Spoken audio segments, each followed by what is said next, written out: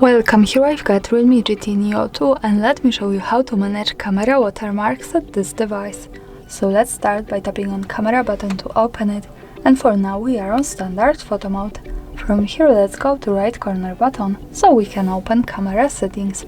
Here at the first page we have watermarks option, so let's pick them, and now we can add to our photo, phone model and date and time watermarks. By using these two buttons from the right we can easily turn them on and off as we need. As you can see, we can add just one of this or both at the same time, and we can also tap to the center of each of it to get access to more options.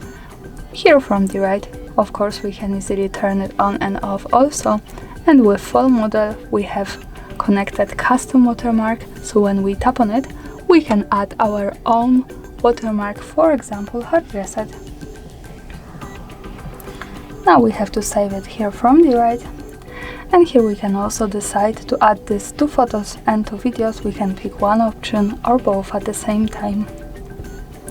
Now let me keep it like that. When we move back to this view and pick date and time, we can only decide to add these two photos and two videos as we need.